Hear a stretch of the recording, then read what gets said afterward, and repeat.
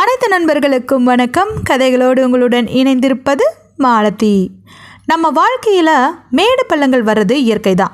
அதை எப்படி நம்ம சாதுரியமாக சமாளிக்கிறோம் அப்படிங்கிறதையும், நம்ம கடந்து போகிற பாதையில் மனக்கட்டுப்பாடும் தர்ம சிந்தனையும் இருக்கணும் அப்படிங்கிறதையும் வலியுறுத்தி சொல்லக்கூடிய ஒரு சுவாரஸ்யமான கதை தான் அரபு தேசத்து பாரசீக பெருங்கதை. இந்த கதையை தான் இன்னைக்கு நம்ம பார்க்க போகிறோம். வாங்க பார்க்கலாம்.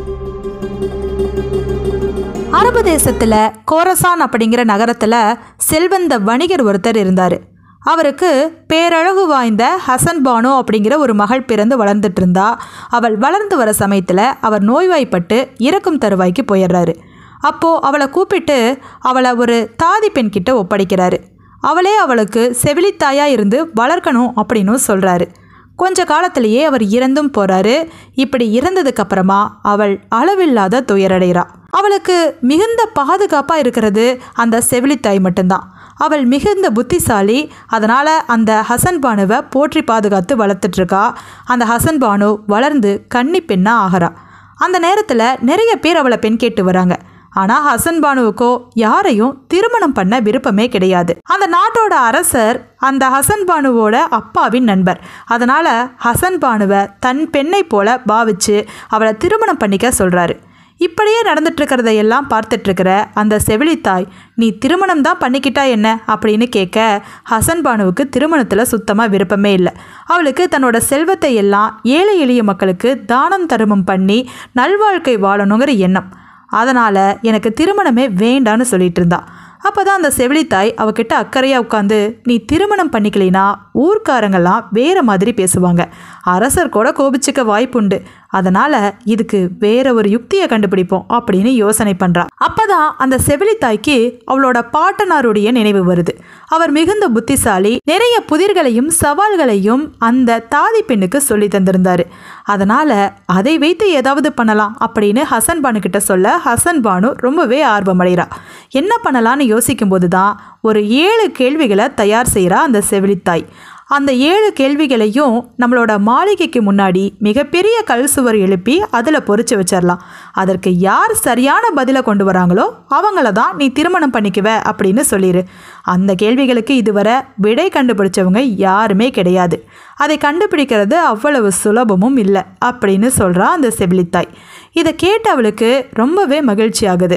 அந்த கேள்விகளை கேட்ட உடனே ஹசன் பானுவுக்கு ஒன்று புரியுது. நிச்சயமாக இதுக்கு பதில் சொல்ல இந்த உலகத்தில் யாருமே கிடையாது அப்படின்னு நினச்சிக்கிட்டு அந்த செவிலித்தாய் சொன்ன மாதிரியே மிகப்பெரிய கல் சுவரை எழுப்பி அதில் அந்த 7 கேள்விகளையும் பொறிச்சும் வச்சிட்றா. இந்த கேள்விகளுக்கெல்லாம் யார் சரியான பதிலை கண்டுபிடிச்சு கொண்டு வராங்களோ அவங்களத்தான் நான் திருமணம் பண்ணிக்குவேன்னு சொல்ல, ஊர் உலகத்திலிருந்து பல ராஜகுமாரர்கள் முதல் சாதாரண மனிதன் வரை அந்த கேள்விகளை பார்த்துட்டு போகிறாங்களே தவிர யாரும் கேள்விகளுக்கு பதிலை கண்டுபிடிச்சு கொண்டு வந்த பாட்டை காணோம். இப்படியே வருடங்கள் ஓட ஹசன் பானு ஏழை எளிய மக்களுக்கு தான தர்மங்களை செஞ்சுக்கிட்டு தனக்கு பிடித்த வாழ்க்கையை வாழ்ந்துட்டு இருக்கா.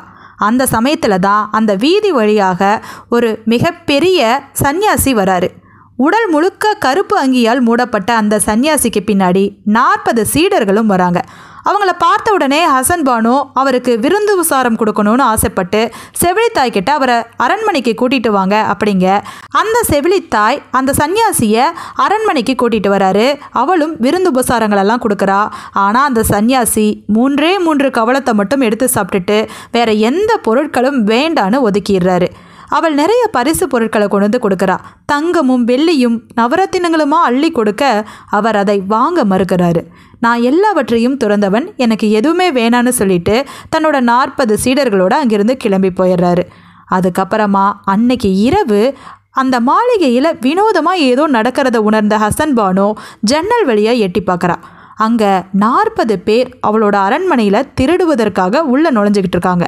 அதை பார்த்ததும் வேலையாட்கள் எல்லாம் தூங்கிக்கிட்டு இருக்காங்க. இப்போது என்ன செய்கிறது? 40 பேர் அப்படிங்கிறது அதிகபட்சமாக இருக்காங்க. நம்மளோட வேலையாட்கள் 4-5 தான். என்ன செய்யன்னு அவள் யோசிச்சுட்டு இருக்கிற சமயத்தில் அங்கே அந்த கூட்டத்தோட தலைவனை பார்க்குறா. அது யார் தெரியுமா? காலையில் வந்து உணவருந்தினாரே சன்னியாசி, அவர்தான். அவன் மிகப்பெரிய கொள்ளை கூட்டத்தோட தலைவனா அப்படின்னு அவள் ஆச்சரியப்பட்டுட்டு இருக்கா. அவங்க வந்து அந்த அரண்மனையை முழுக்க கொள்ளையடிக்கிறாங்க. இவளால் அவங்க கிட்ட போக முடியல. ஏன்னா அவங்க கையில் ஆயுதம். இவ பக்கத்தில் போனால் நிச்சயமாக இவளை கொன்னுருவாங்க. அதனால் மறைஞ்சிருந்து நடக்கிறதையெல்லாம் கவனிக்கிறா. அப்போ சில வேலையாட்கள் கண் விழித்து எழறாங்க. அவங்கள எல்லாமே இந்த திருடர்கள் வெட்டி போட்டுட்டு இருப்பதையெல்லாம் கொள்ளையடிச்சிட்டு அந்த அரண்மனையை விட்டு வெளியில் போகிறாங்க. இதை பார்த்ததும் மறுநாள் அந்த அரசர்கிட்ட ஓடோடி போகிறா ஹசன் பானு. அரசர்கிட்ட நடந்ததையெல்லாம் சொல்கிறா. அந்த சாமியார் தான் எல்லாத்தையும் கொள்ளையடிச்சிட்டு போயிட்டாருன்னு சொல்ல அந்த அரசருக்கு பயங்கர கோபம் வருது. ஏன்னா அந்த அரசர் அந்த சன்னியாசியை அந்த அளவுக்கு நம்பினார். அவர் தவறெல்லாம் செய்ய மாட்டார், எதுக்கும் ஆசைப்பட மாட்டார், நீ பொய் சொல்கிற அப்படின்னு சொல்லிட்டு அவளை கொல்ல ஏற்பாடு பண்ணுறாரு. அப்போது அங்கே புத்திசாலி மந்திரி ஒருத்தர் இருந்தார். இவளை கொல்ல வேண்டாம், இவளை நாடு கடத்திடுங்க அப்படின்னு அவள் உயிரை காப்பாற்றி கொடுக்குறாரு. அதே போல் அவளை அந்த நாட்டை விட்டு வெளியில் துரத்தி அடிக்கிறாரு அரசர். இப்படி செல்வந்தராக இருந்த ஹசன் பானு அவளோட தாதி பெண்ணோட ஒரு நடு காட்டில் கொண்டு போய் விடப்படுறா. அங்கே அழுது புலம்பியபடி அவள் உட்கார்ந்துட்டு இருக்கிறத ஒரு சன்னியாசி பார்க்குறாரு.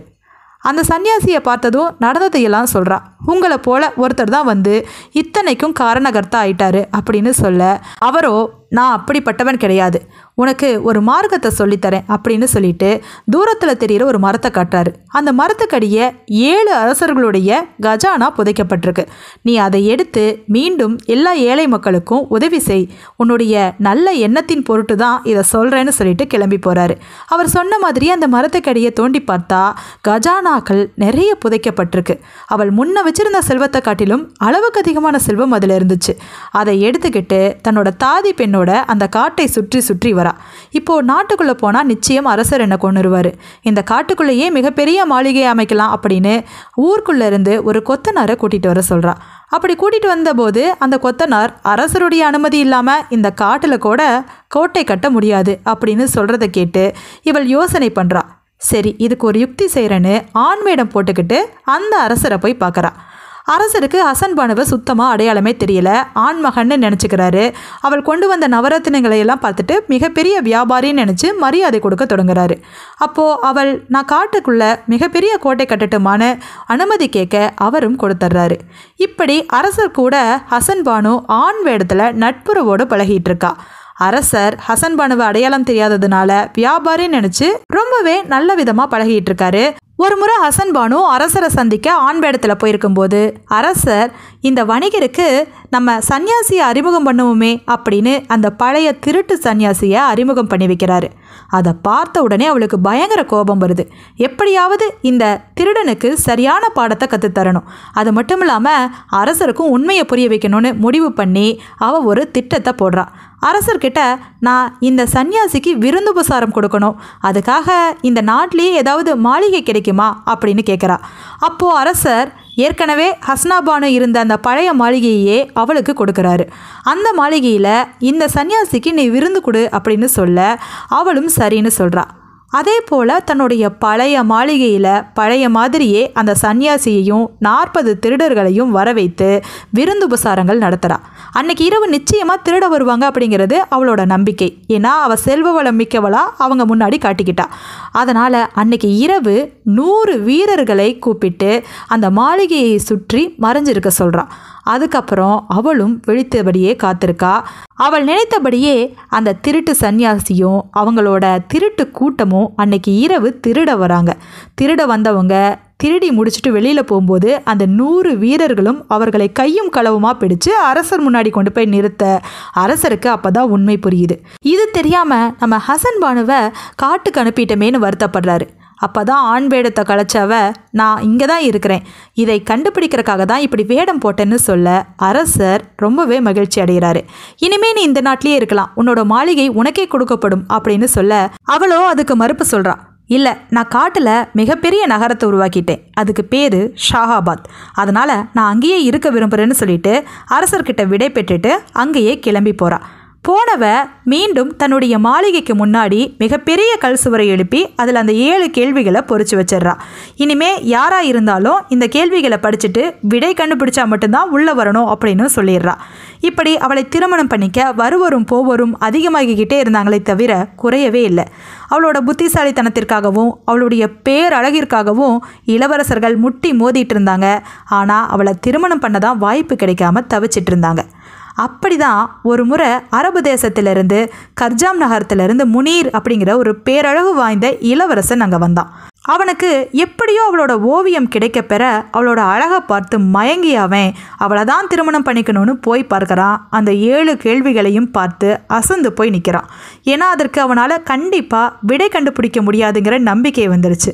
அதனால் காட்டில் ஒரு மூலையில் உட்கார்ந்து அழ ஆரம்பிக்கிறான். எனக்கு அவள் கிடைக்க மாட்டா அப்படின்னு சொல்லி அவன் கதறி அழற நேரத்தில் அங்கே ஒரு அற்புதமான மனிதர் வராரு. அந்த மனிதர் அந்த காட்டுக்கு வேட்டையாட வந்தார். அவரும் ஒரு இளவரசர் தான். அப்படி வந்த அவன் அலறதை பார்த்து அவன் மேலே நட்பு கொண்டு எதுக்காக இப்படி அலற அப்படின்னு கேட்க அவன் நடந்ததையெல்லாம் சொல்கிறான். அப்படி கேட்ட அவர் ஹாத்திம் தாய்.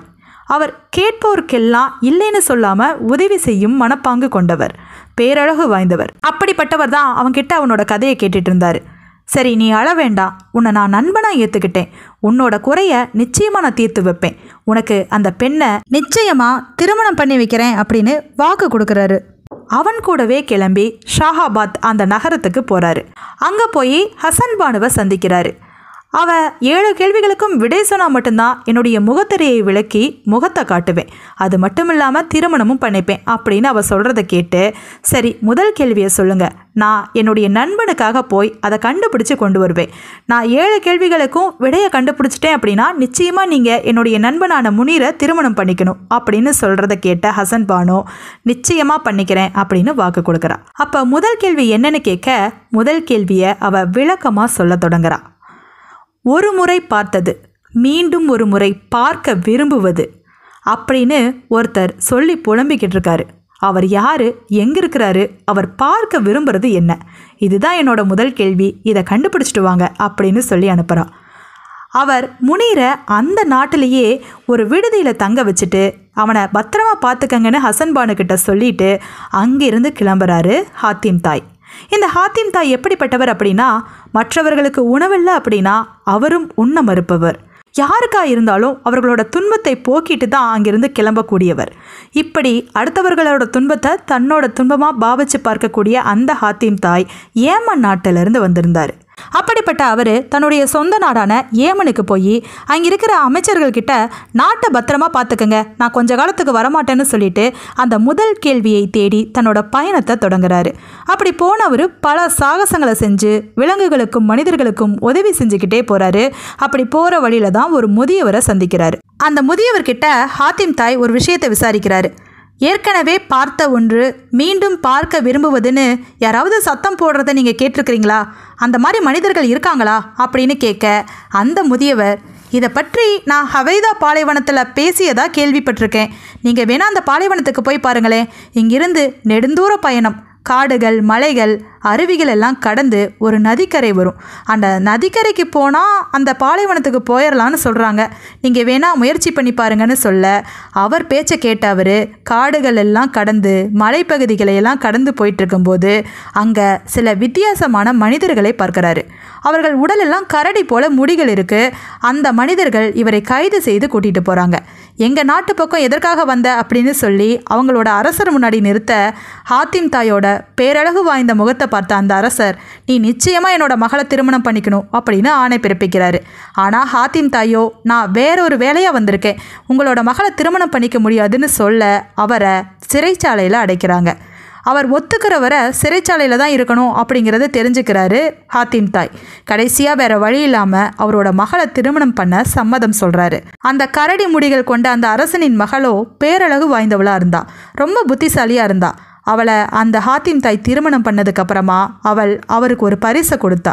அது முத்துக்கள் நிறைந்த மோதிரம்.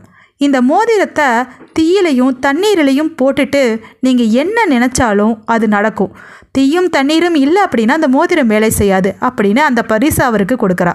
இது நிச்சயமாக எனக்கு உபயோகமாக இருக்குன்னு சொல்லி அதை வாங்கி தலைப்பாகையில் வச்சுக்கிறாரு.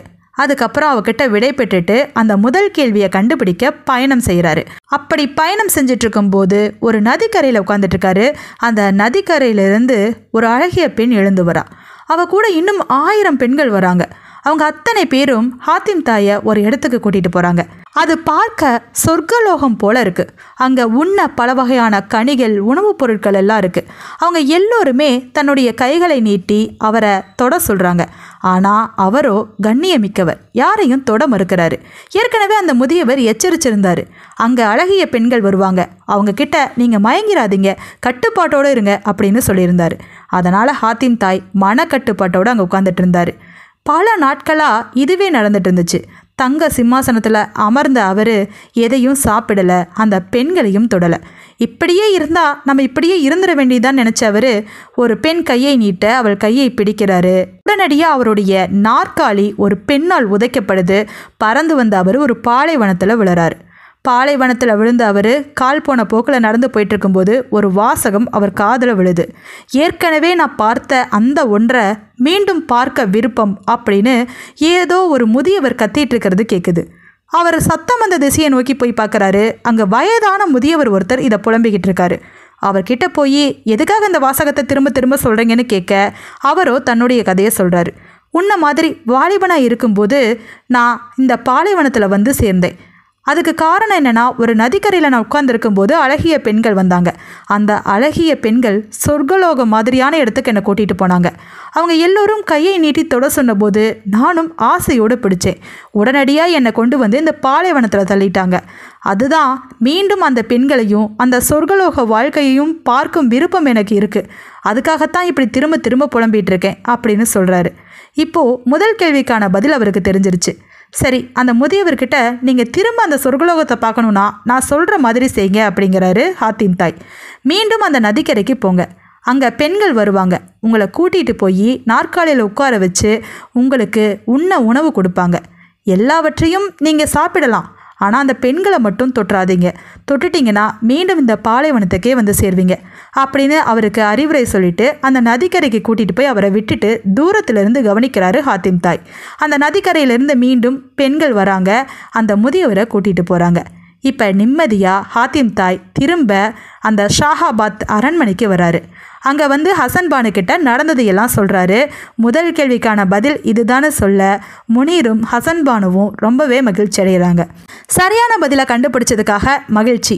இப்போது இரண்டாவது கேள்வி என்னன்னு சொல்கிறேன் கேட்டுக்குங்க அப்படின்னு ஹசன் பானு இரண்டாவது கேள்வியை சொல்கிறா. நல்லது செய்ய நதியிலே போடுன்னு ஒருத்தர் தன்னோட வீட்டு கதவுல வாசகத்தை எழுதி வச்சிருக்கிறாராம். அது எதுக்காக எழுதி வச்சிருக்கிறாரு, அவர் எங்கே இருக்கிறாரு, அந்த கதை தான் என்ன அப்படிங்கிறத நீங்கள் தெரிஞ்சுக்கிட்டு வரணும் அப்படின்னு சொல்ல அங்கே ஹாத்திம் தாய் இரண்டாவது கேள்வியை தேடி தன்னோட பயணத்தை தொடங்குறாரு. அப்படி பயணம் செஞ்சுட்டு இருக்கும்போது காட்டு வழியாக போயிட்டுருக்காரு. அங்கே ஒரு வாலிபன் பலமாக உட்காந்து அழுதுட்டுருக்கான். அவன்கிட்ட என்ன விஷயம்னு கேட்க அவனோட கதையை சொல்கிறான். அவன் ஒரு பெண்ணை ரொம்பவே தீவிரமாக காதலிச்சிருக்கான். அந்த பெண்ணோட தந்தை ஒரு பெரிய அரசர், அவருடைய பெயர் ஹாரித். அவர் ஒரு நிபந்தனையை போட்டிருக்காரு. 3 விஷயங்களை சொல்லி இந்த 3 விஷயங்களையும் கண்டுபிடிச்சாதான் என்னோட பெண்ணை திருமணம் பண்ணிக்க முடியும்னு சொல்கிறாரு. அதை கேட்ட அவனுக்கு அதுக்கான விடை தெரியாததுனால தான் விழுந்து விழுந்து அழுதுட்டுருக்கான். அதனால் ஹாத்திம் தாய் அவனோட துன்பத்தை போக்காமல் அங்கேருந்து போகக்கூடாதுன்னு நினச்சி அவனுக்கு உதவி செய்கிறதா வாக்கு கொடுத்துட்டு அந்த ஹாரித் அப்படிங்கிற மன்னனை போய் சந்திக்கிறாரு. அந்த ஹாரித் மன்னனோ 3 கேள்விகளுக்கு பதில் சொன்னாதான் திருமணம் பண்ணி கொடுப்பேன்னு சொல்கிறத கேட்ட ஹாத்திம் தாய், நான் அதை செய்கிறேன், அவனுக்கு நீங்கள் உங்கள் பொண்ணை திருமணம் பண்ணி கொடுக்கணும் நிச்சயமா அப்படிங்கிறாரு. சரின்னு சொன்ன அரசன் அந்த 3 கேள்விகளையும் சொல்கிறான். இந்த நகரத்தோட எல்லையில் ஒரு மிகப்பெரிய குகை இருக்குது. அந்த குகைக்குள்ளே புதஞ்சிருக்கிற 1000 அதிசயங்கள் என்னன்னு கண்டுபிடிக்கணும். வெள்ளிக்கிழமைகளில் இரவு நேரத்தில் ஒரு மர்மமான குரல் கேட்குது. நான் ஒரு நன்மையும் செய்கிறதில்ல, செஞ்சிருந்தா எனக்கு நல்லது நடந்திருக்கும், இந்த இரவு நல்லதாக அமைஞ்சிருக்கும்னு ஒரு குரல் கேட்குது.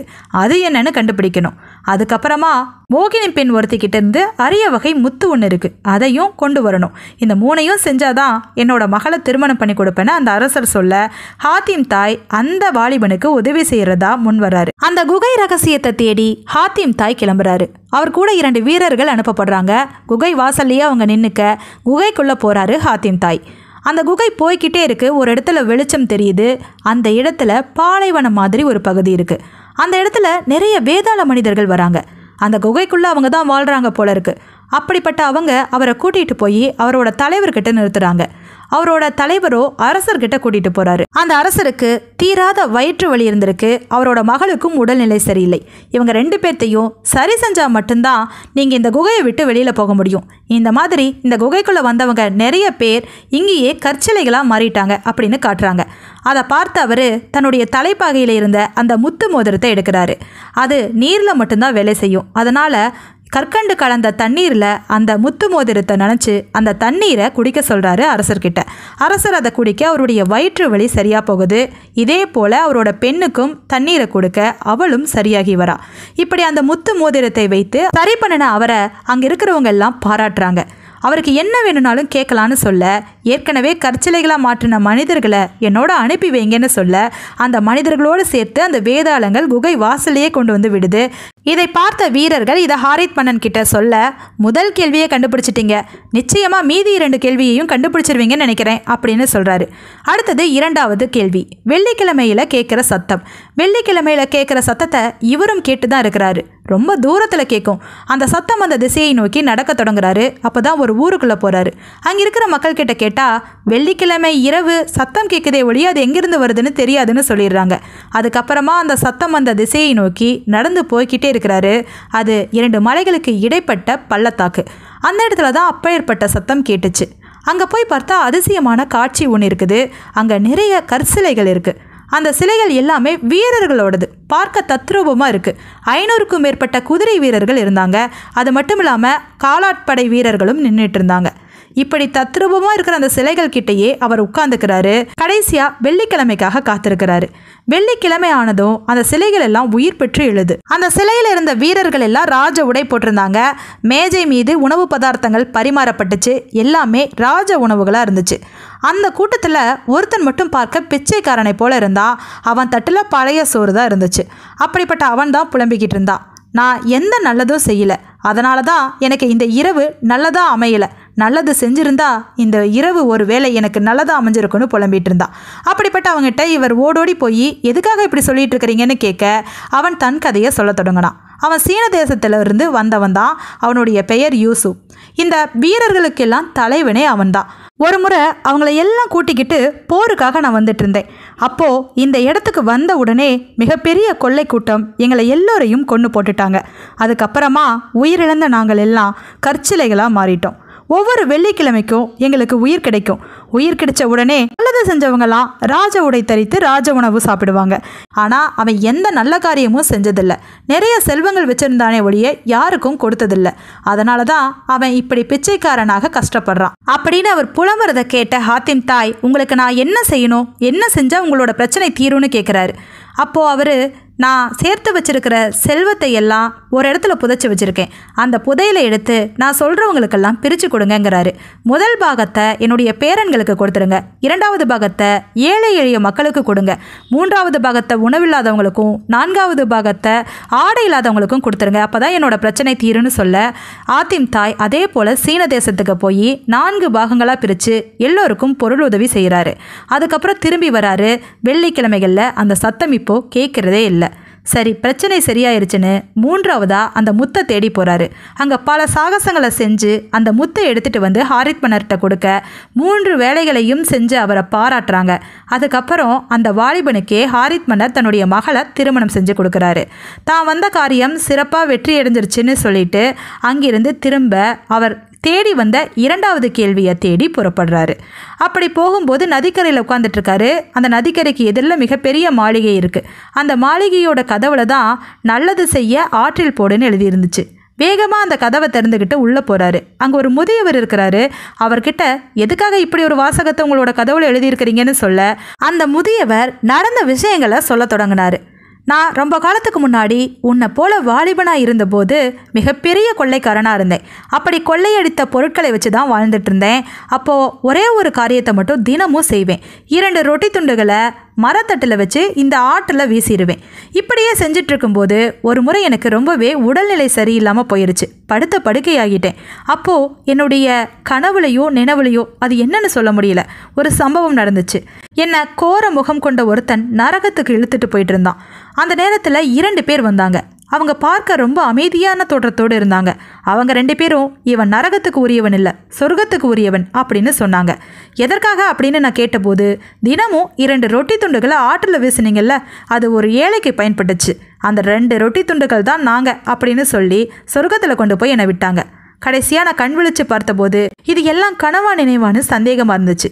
அதுக்கப்புறம் என்னுடைய உடல் நோய் கொஞ்சம் கொஞ்சமாக குணமாக தொடங்குச்சு. நான் கொள்ளைக்காரனா கெட்ட காரியங்கள் செஞ்சிருந்த போதும் ரொட்டி துண்டை ஆற்றில் வீசி ஒரு ஏழைக்கு பயன்பட்ட காரணத்தினால நான் சொர்க்கத்துக்கு போனேன். அதனால் நல்லது செய்ய ஆற்றில் போடுங்கிற வாசகத்தை நினைவில் வச்சுக்கணுங்கிறக்காக என்னுடைய கதவுல பொறிச்சு வச்சிருக்கேன் அப்படின்னு சொல்கிறத கேட்ட ஹாத்திம் தாய் சரியான பதிலை கண்டுபிடிச்ச திருப்தியில் அங்கிருந்து கிளம்பி ஷாஹாபாத்துக்கு போகிறாரு. ஹசன் பானுவை பார்த்து நடந்ததையெல்லாம் சொல்கிறாரு. முனீருக்கும் ஹசன் பானுவுக்கும் இந்த இரண்டாவது பதிலை கண்டுபிடிச்சதுலையும் ரொம்பவும் மகிழ்ச்சி. அடுத்தது மூன்றாவது கேள்வியை சொன்னாங்க. யாருக்கும் தீங்கு செய்யாதே, அது உனக்கே திரும்பி வரும் அப்படின்னு ஒருத்தன் கத்திக்கிட்டு இருக்கானா. அவன் யாரு, எங்கே இருக்கான்னு சொல்லி நீங்கள் தான் கண்டுபிடிச்சு அதுக்கான பதிலையும் கொண்டு வரணும்னு சொல்ல ஹாத்திம் தாய் மூன்றாவது கேள்வியை தேடி தன்னோட பயணத்தை தொடங்குறாரு. மூன்றாவது கேள்வியை தேடி தன்னோட பயணத்தை 10 நாட்கள் தொடர்ந்ததுக்கு அப்புறமா ஒரு சத்திரத்துக்கு வராரு. அங்கே ஒரு வாலிபன் ஊன் உறக்கம் இல்லாமல் அந்த சத்திரத்தில் இருக்கிறத பார்த்து அவன்கிட்ட என்ன விஷயம்னு கேட்குறாரு.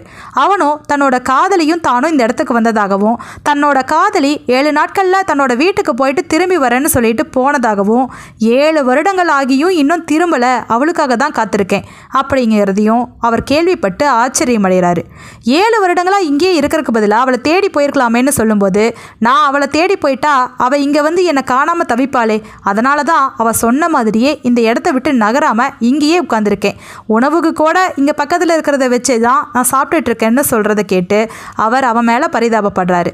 சரி வா, என்னோட வந்தீனா உன்னோட காதலியை தேடி கண்டுபிடிச்சி தரேன்னு சொல்ல அவனும் வர மறுக்கிறான். நீங்கள் என்னை கூட்டிகிட்டு போகிற நேரத்தில் அவள் இங்கே வந்துட்டா என்ன பண்ணுறதுன்னு பைத்தியக்காரனை போல் காத்துட்ருக்கிற அவனை பார்த்து, சரி நான் உனக்கு உதவி செய்கிறேன், உன்னோட காதலி எந்த பக்கமாக போனால் அவள் பேர் என்னென்னலாம் விசாரிக்கிறாரு. அவன் சொல்கிற விஷயங்களை வச்சு அவள் அல்கா அப்படிங்கிற மலைப்பகுதியில் தான் இருக்கிறான்னு தெரிஞ்சுக்கிறாரு. அந்த மலைப்பகுதிக்கு அரும்பாடுபட்டு போய் சேர்றாரு. அந்த மலைப்பகுதியில் மோகினி பெண்கள் தான் வசிக்கிறாங்கன்னு கேள்விப்பட்டு அப்போது அவனோட காதலி ஒரு மோகினி பெண்ணாக தான் இருக்கணும் அப்படின்னு சொல்லி புரிஞ்சுக்கிறாரு. மோகினி பெண்கள் எல்லாமே மாயாஜால வித்தை கத்தவங்க, அவங்க இருக்கிற இடம் வித்தியாசமானதாக தான் இருக்கும் அப்படின்னு சொல்லி அவளை தேடி பயணப்படுறாரு. அப்போ 4 மோகினி பெண்கள் போகிறத பார்த்த ஹாத்திம் தாய் அவங்கள பின்தொடர்ந்து போய் அந்த வாலிபனுடைய காதலியை சந்திக்கிறாரு. அவகிட்ட நடந்ததையெல்லாம் சொல்ல அவளோ அந்த வாலிபன் மேலே கோபத்தோடு இருக்கிறா. அவன் என்னை தேடி வருவான்னு பார்த்தேன், ஆனால் அவன் தேடி வரவே இல்லைன்னு சொல்ல நடந்த கதையெல்லாம் ஹாத்திம் தாய் அவளுக்கு விளக்கி சொல்கிறாரு. நீ அவனை தேடி வந்துடுவே அப்படின்னு தான் அவன் அந்த இடத்த விட்டு நகராமல் அங்கேயே உட்காந்துருக்கான். 7 வருடங்களா ஊன் உறக்கம் கூட சரியாக இல்லாமல் அவன் எப்படி ஆயிருக்கான் தெரியுமான்னு சொல்ல அவள் அவனை புரிஞ்சுக்கிறா. அதுக்கப்புறம் ஹாத்திம் தாய்க்கு நன்றி சொல்லிட்டு அந்த வாலிபனை இங்கே கூட்டிகிட்டு வர சொல்கிறா. ஹாத்திம் தாய் அந்த வாலிபனை கூட்டிகிட்டு வந்து அவனோட காதலியோடு சேர்த்து வைக்கிறாரு. அதுக்கப்புறமா அந்த மோகினி பெண்கள் உதவியோடு அந்த மூன்றாவது கேள்விக்கு விடை தேடி ஒரு மலைப்பகுதிக்கு போகிறாரு. அந்த மலைப்பகுதியில் தான் அந்த சத்தம் கேட்குது. யாருக்காவது தீங்கு செஞ்சால் அந்த தீங்கு தன்னையே வந்து சேரும்னு அந்த சத்தம் எங்கிருந்து கேட்குதுன்னு தொடர்ந்து போகிறாரு. ஒரு மரத்துக்கிட்ட இருந்து தான் கேட்குது. அந்த மரத்துக்கு கீழே யாருமே இல்லை. அண்ணாந்து பார்த்தா அங்கே ஒரு கூண்டில் ஒரு மனிதன் அடைப்பட்டிருக்கான். அவன் கண்ணு தெரியாதவனாக இருக்கான். அவன்கிட்ட என்ன ஆச்சுன்னு கேட்க அவன் தன்னோட கதையை சொல்கிறான். நான் மிகப்பெரிய செல்வந்தரோட மகனாக இருந்தேன். அப்போது என்னுடைய தந்தை இறந்து போயிட்டாரு. அவர் சில இடங்களில் புதையலை புதைச்சி வச்சிருக்கிறாருன்னு கேள்விப்பட்டனா அதை கண்டுபிடிக்க முயற்சி செஞ்சுக்கிட்டு இருந்தேன். அப்போ தான் அந்த வழியாக ஒருத்தர் வந்தார். அவர் ஒரு ஞானி மாதிரி இருந்தார். அவர் தன்னால் புதைச்சி வச்சிருக்கிற புதையலை கண்டுபிடிக்க முடியணும், அதுக்கு சில கணக்குகளை போட்டு பார்க்கணும்னு சொன்னார். அதே மாதிரி அவர் கணக்கிட்டு சரியாக புதையல் இருக்கிற இடத்த கண்டுபிடிச்சி கொடுத்தா அதில் 10% அவருக்கு தரணும்னு சொன்னார். நானும் அதற்கு சம்மதம் தெரிவித்தேன். அதுக்கப்புறமா அவர் அந்த புதையலை கண்டுபிடிச்சி கொடுத்ததுக்கப்புறமா எனக்கு பணத்தை கொடுக்க மனமில்லை. அதனால் அவர் அங்கிருந்து விரட்டி விட்டுட்டேன். அதுக்கப்புறம் கொஞ்ச நாள் கழித்து அந்த வயதான மனிதர் திரும்ப என்கிட்ட வந்தார். எனக்கு உன் மேலே எந்த கோபமும் இல்லை, உனக்கு புதையலை கண்டுபிடிக்கிற வித்தையை கற்றுக் கொடுக்குறேன் அப்படின்னு சொன்னார். அவரை நம்பி நான் இந்த மலைப்பகுதிக்கு வந்தேன். இங்கே வந்ததுக்கப்புறமா ஒரு மைய எடுத்து என்னுடைய கண்ணில் தடவினார். எனக்கு கண்ணு தெரியாமல் போயிடுச்சு. அதுக்கப்புறம் இந்த கூண்டில் அடித்து என்னை மரத்தில் தொங்க விட்டுட்டார். சில காலம் இப்படியே இரு, உன் கதையை கேட்க ஒரு நல்ல மனிதர் வருவார், அவர்கிட்ட கதையை சொன்னதையும் உனக்கு கண் பார்வை கிடைச்சிரும், அதுக்கப்புறமா அவரே உன்னை காப்பாற்றி விடுவாருன்னு சொன்னார். அதே மாதிரி தான் நீங்கள் இப்போ வந்திருக்கிறீங்கன்னு சொல்ல அவனுக்கு கண் பார்வை வருது. அவன் அந்த மரத்திலிருந்து இறக்கி காப்பாற்றி விடுறாரு. தனக்கு இப்போ ஒன்று நல்லா புரிஞ்சுட்டு தான் அவன் சொல்கிறான். யாருக்காவது தீங்கு செஞ்சோம்னா அந்த தீங்கு திருப்ப நமக்கே நடக்கும் அப்படிங்கிறத நான் நல்லா புரிஞ்சுக்கிட்டேன். அதை கத்தி கத்தி 7 வருடங்களாக சொல்லிக்கிட்டு இருக்கேன் அப்படின்னு அவன் சொல்கிறான். அதை கேட்ட ஹாத்திம் தாய் உண்மை தெரிஞ்சுக்கிட்ட சந்தோஷத்தில் அங்கிருந்து கிளம்புறாரு. அவனையும் இனி யாருக்கும் தீங்கு செய்யாமல் வாழ சொல்லிட்டு அறிவுரை கூறி அனுப்பி வைக்கிறாரு. இப்படி 3வது கேள்விக்கும் விடை தெரிஞ்சுக்கிட்ட ஹாத்திம் தாய் ஷாஹாபாத்துக்கு வந்து சேராரு. ஹசன் பானுக்கிட்டையும் முனீர்கிட்டையும் நடந்ததை சொல்ல அவங்க எல்லோரும் மகிழ்ச்சி அடைகிறாங்க. இப்போது 4வது கேள்வியை கண்டுபிடிக்க வேண்டிய நிலை. அந்த 4வது கேள்வி என்ன அப்படின்னா, உண்மையை சொல்பவன் உன்னத நிலை அடைவான்னு யாரோ ஒருத்தர் தன்னுடைய வீட்டு கதவுல எழுதி வச்சிருக்கிறாராம். அப்படிப்பட்டவர் யாரு? எதுக்காக இந்த வாசகத்தை எழுதினாரு? உண்மையை சொன்னால் நிச்சயமாக உன்னத நிலையை அடைய முடியுமா? இதையெல்லாம் விசாரிச்சுக்கிட்டு வாங்க அப்படின்னு ஹசன் பானு சொல்ல ஹாத்திம் தாய் உடனே கிளம்புறாரு. அப்படி அங்கிருந்து கிளம்பிய அவர் வெகு தூரம் பயணப்பட்டதுக்கு அப்புறமா ஒரு அதிசயமான மரத்துக்கடியை வந்து உட்கார்றாரு. அந்த மரத்தில் தலைகள் எல்லாம் தொங்கிக்கிட்டு இருக்கு. எல்லாமே பெண்களோட தலைகள். அந்த தலைகள்லேருந்து ரத்தம் சொட்டிக்கிட்டே இருக்குது. அது ஆற்றில் கலந்து ஓடிக்கிட்டு இருக்கு. இதை பார்க்குற போது அவருக்கு ஆச்சரியமாக இருக்குது. அத்தனையும் அழகான பெண்கள் எல்லாரும் மரத்தில் தொங்கிட்டு இருக்கிறாங்க. என்னன்னு தெரியலையே அப்படின்னு சொல்லிட்டு அந்த உடலற்ற தலைகளை பார்த்தபடியே உட்கார்ந்துருக்கிறாரு. உடனே இரவு நேரம் வந்து சந்திரனுடைய ஒளி அவங்க மேலே பட்ட உடனே அந்த தலைகள் எல்லாம் ஆற்றில் அப்படியே விழுந்து அங்கே ஒரு பெரிய மாளிகை உருவாகுது. அழகிய பெண்களாக அவங்க உருவெடுத்து அங்கே ஆடல் பாடல் உணவு விருந்துன்னு அங்கே இருக்கிறத பார்க்க அவருக்கு ஆச்சரியமாக இருக்குது. அவரையும் விருந்துக்கு கூப்பிடுறாங்க. ஆனால் அவர் சாப்பிட மறுக்கிறாரு.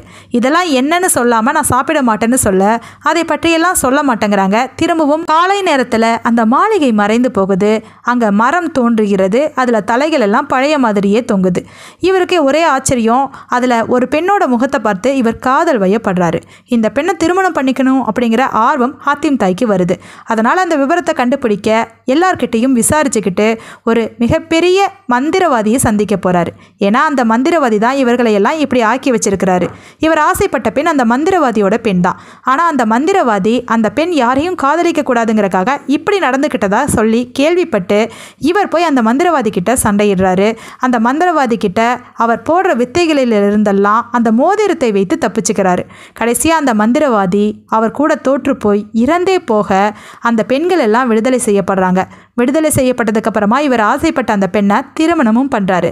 திருமணம் பண்ண அந்த பெண் கிட்ட தான் ஒரு காரியத்துக்காக வந்திருக்கிறதாகவும் நீ என்னுடைய தந்தை நாடான ஏமன் நாட்டுக்கு போகணும்னு சொல்கிறாரு. அந்த பெண்ணுக்கு அவளோட தந்தை இருந்ததில் சிறிய வருத்தம் இருந்தாலும் அந்த மந்திரவாதி எல்லோருக்கும் கெடுதலை தான் செஞ்சான். அதனால் வேற வழி இல்லாமல் ஹாத்திம் தாய் அவரை கொல்ல வேண்டியதாக போயிருச்சு. சரி, இனிமே நம்ம இனிமையான வாழ்வு வாழ்வோம் அப்படின்னு சொல்லி அந்த பெண் கிட்ட சொல்கிறாரு. அந்த பெண் ஏமன் நாட்டுக்கு அனுப்பப்படுறா. அவர் 4வது கேள்வியை தேடிய பயணத்துக்கு கிளம்புறாரு. பல நாட்கள் பயணம் பண்ணினார். இப்படி பயணம் பண்ணி அந்த உண்மையை சொல்பவன் உன்னத நிலையடைவான் அப்படின்னு யாராவது இருக்காங்களான்னு விசாரிச்சுக்கிட்டே போக அங்கே ஒரு வீட்டை காட்டுறாங்க. அந்த வீட்டோட கதவுல இந்த மாதிரி வாசகம் எழுதப்பட்டிருந்துச்சு. அந்த வீட்டு திறந்துக்கிட்டு உள்ளே போய் பார்த்தா அங்கேயும் ஒரு வயதான முதியவர் இருந்தார். அவர்கிட்ட போய் எதற்காக இந்த வாசகத்தை எழுதி வச்சிருக்கீங்க அப்படின்னு கேட்டார். அப்போது அந்த முதியவர் தன்னோட கதையை சொல்ல தொடங்கினார். நான் சில காலத்துக்கு முன்னாடி பல தொழில்களை பண்ணி வணிகராக வாழ்ந்துக்கிட்டு இருந்தேன். அதில் எல்லாமே நஷ்டம் ஏற்பட என்ன செய்யறதுன்னு தெரியல. வாழ்வாதாரத்துக்காக திருடலாம் அப்படின்னு முடிவு பண்ணி அரண்மனைக்குள்ளே போனேன். ஏழைகள் கிட்ட திருடுறதுல எனக்கு விருப்பம் இல்லை. அப்படி அரண்மனைக்குள்ளே போய் அரச கஜானாவை கொள்ளையடிச்சிட்டு வரும்போது அரசரோட மகள் தூங்கிக்கிட்டு இருந்தா. அவளோட கழுத்தில் விலை உயர்ந்த ரத்தின கண்டிகை இருந்துச்சு. அதையும் நான் எடுத்துக்கிட்டு திரும்பி வரும்போது உண்மையாக கொள்ளையடிக்கிறதுல வல்லவர்கள் வந்தாங்க. அவங்க கிட்டேருந்து நான் தப்பிக்க முடியுமா? அத்தனை பேரும் என்கிட்ட இருக்கிற செல்வத்தை நீ கொடுத்தே ஆகணும் அப்படின்னு சத்தம் போட்டுட்டு இருந்தாங்க. ஆனால் நான் கஷ்டப்பட்டு கொள்ளையடிச்சது தரமாட்டேன்னு சொல்லிக்கிட்டு இருந்தேன். அந்த நேரத்தில் எனக்கு பின்னாடி மிக கொடூரமான பயங்கரமான குரல் கேட்டுச்சு. அந்த குரலை கேட்ட உடனே அவங்கெல்லாம் திரும்பி பார்க்காம ஓடி போயிட்டாங்க. நான் அந்த இடத்துலையே நின்றுட்டு இருந்தேன். அந்த குரல் வந்தது ஒரு மனிதன் கிட்ட இருந்து. அந்த மனிதன் அந்த நாட்டோட அரசன். ஆமாம், அவர் என்கிட்ட வந்து இதெல்லாம் என்னன்னு கேட்க நான் உண்மையை சொன்னேன். நான் இப்படி கொள்ளையடித்தேன் அப்படின்னு சொல்ல அவர் எதுவுமே சொல்லலை.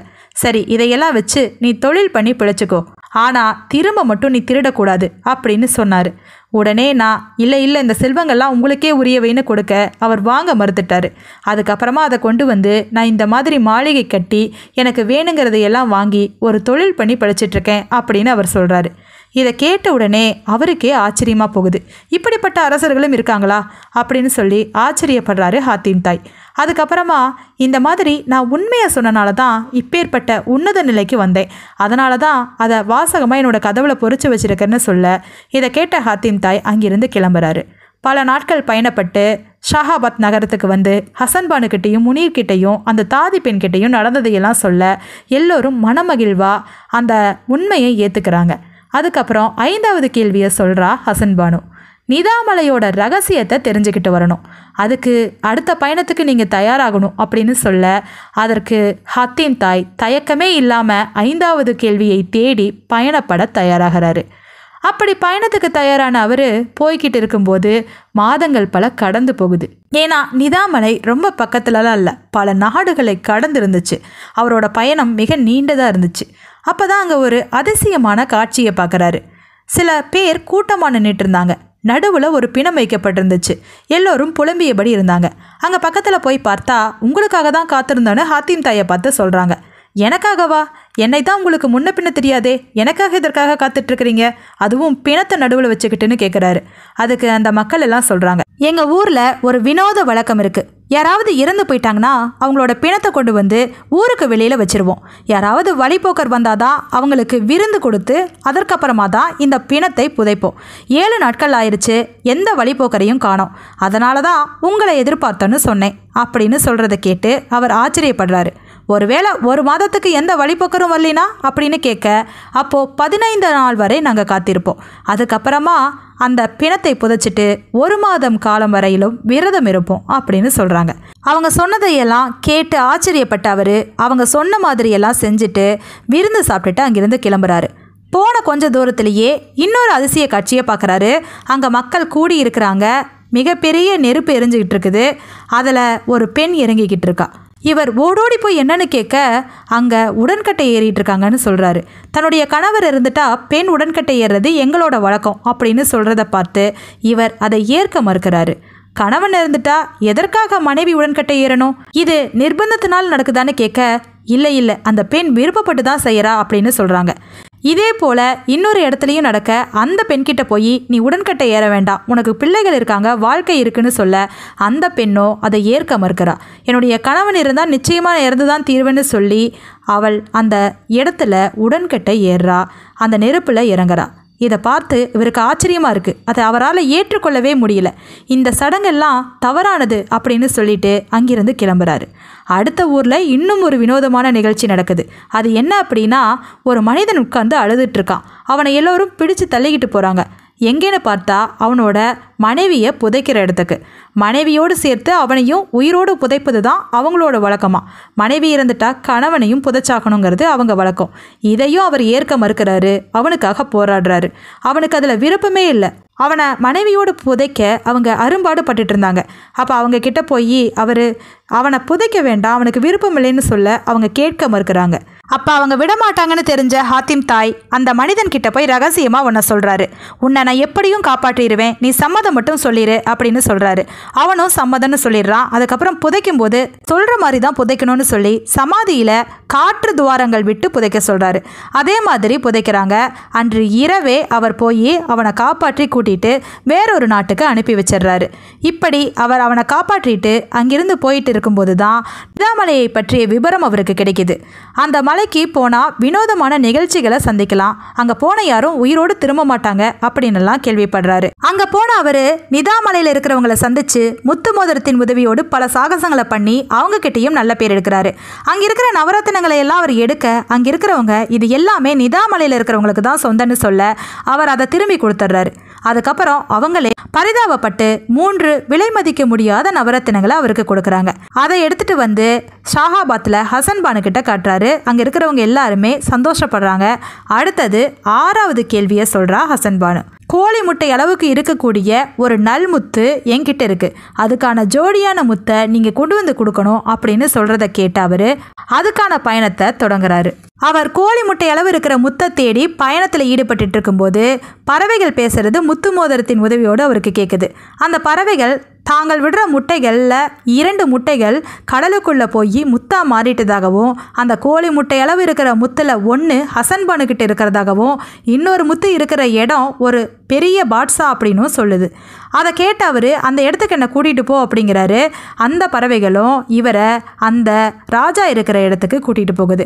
அந்த ராஜா கிட்ட போய் அவர் கேட்குற கேள்விகளுக்கெல்லாம் சரியான பதிலை சொல்லி பல சாகசங்களை பண்ணி அந்த முத்தை வாங்கிக்கிட்டு ஹசன் பானுக்கிட்ட போகிறாரு. ஹசன் பானுக்கிட்ட போய் அந்த கோழி முட்டை அளவு முத்தை கொடுக்க அவள் மிகுந்த மகிழ்ச்சி அடைகிறா. 6வது கேள்விக்கும் அவர் சரியான விடையை கொண்டு வந்தனால அவரை பாராட்டி அடுத்தது 7வது கேள்வியை சொல்கிறா. பாக்தார் குளம் அப்படிங்கிற ஒரு விசித்திரமான குளம் இருக்குது. அதில் ஏதோ ஒரு மர்மம் ஒளிஞ்சிருக்கு. அது என்னென்னு கண்டுபிடிச்சி அந்த விசித்திரத்தை முறியடித்து நீங்கள் திரும்பி வரணும் அப்படின்னு சொல்கிறத கேட்டு அவர் தன்னோட 7வது கேள்வியை தேடி பயணத்தை தொடங்குறாரு. அந்த முனீரும் தன்னுடைய நண்பன் தனக்காக நிச்சயமாக 7வது கேள்வியை சரியாக கொண்டு வருவாருன்னு காத்திருக்கிறாரு. அவர் 7வதான அந்த ரகசிய பாக்தார் குளம் பற்றி பல பேர்த்துக்கிட்ட விசாரிக்கிறாரு. பல சாகசங்களை பண்ணுறாரு. அதுக்கப்புறமா அந்த குளத்துக்கும் போகிறாரு. அங்கே போன யாருமே உயிரோடு வந்ததில்லை. எல்லாரும் பளிங்கு சிலைகளாக மாறிட்டாங்க அப்படின்னு கேள்விப்பட்ட அவர் அந்த முத்து மோதிரத்தின் உதவியோடு அந்த குளத்துக்குள்ளே போகிறாரு. அங்கே போனால் அங்கே ஒரு வாசகம் எழுதி வைக்கப்பட்டிருந்துச்சு. என்ன அப்படின்னா, அங்கே ஒரு கிளி பறந்துக்கிட்டு இருக்கும். அந்த கிளிக்குள்ளே ஒரு அதிசய நவரத்தினம் இருக்குது. அதை எடுத்துக்கிட்டு போனால் தான் இந்த குளத்தை விட்டு வெளியில் போக முடியும் அப்படின்னு இருக்குது. அந்த கிளியை அம்பு எய்தருக்கு அங்கே ஒரு வில்லும் அம்பும் வைக்கப்பட்டிருக்கு. சரியாக அந்த கிளியோட தலையில் அம்பு எய்தணும். 3 முறை தான் வாய்ப்பு கொடுக்கப்படும். முதல் குறி தவறுனா கால்கள் 2ம் பளிங்கு கற்களாக மாறும். 2வது குறி தவறுனா இடுப்பு வரை எல்லாமே பளிங்கு கற்களாக மாறிடும். 3வது குறியும் தவறுனாதான் உடல் முழுக்க பளிங்கு கற்களாக மாறி போயிடும். சரியாக அம்பெய்துட்டா உடல் சரியாகி நவரத்தினமும் கிடச்சிரும் அப்படின்னு அதில் போடப்பட்டிருந்துச்சு. அந்த வில்லையும் அம்பையும் எடுத்து கிளி பறக்கும்போது அதை பார்த்து அம்பெய்துறாரு ஹாத்திம் தாய். அம்பு தவறி போயிடுது. கால்கள் எல்லாம் பளிங்கு கற்களாக மாறி போயிடுது. அதுக்கப்புறம் 2வது முறை அம்பெய்துறாரு. அதுவும் தவறி போயிடுது.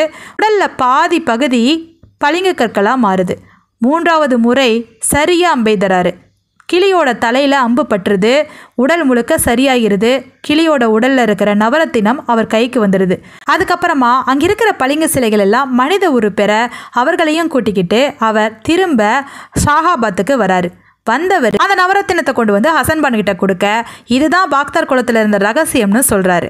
எல்லா விவரங்களையும் கேட்டு தெரிஞ்ச ஹசன் பானு நடக்கவே முடியாதுன்னு நினச்ச ஒரு விஷயத்த இவர் நடத்தி காட்டிட்டார். நான் நிச்சயமாக முனீரை திருமணம் பண்ணிக்கிறேன்னு முனீரை திருமணம் பண்ணிக்கிறாங்க. ஹத்தீம் தாய் தன்னோட நண்பனோட திருமணத்துக்காக 12 வருடங்கள் கடினமாக உழைச்சாரு. இனி அவருக்கு ஓய்வு தேவை. அது மட்டும் இல்லாமல் அவரோட நாட்டு பொறுப்பையும் அவர் கவனிக்கணும்னு சொல்லி அங்கிருந்து விடை பெற்று கிளம்பி போகிறாரு. இப்படிப்பட்ட மற்றவர்களுக்கு உதவும் குணம் படைத்த ஹாத்திம் தாய் சிறப்பாக அந்த நாட்டை ஆட்சி பண்ணினார் அப்படின்னு சொல்லி கதை முடிக்கப்பட்டிருக்கு. மீண்டும் மற்றொரு நல்ல கதையோடு சந்திப்போம். நன்றி.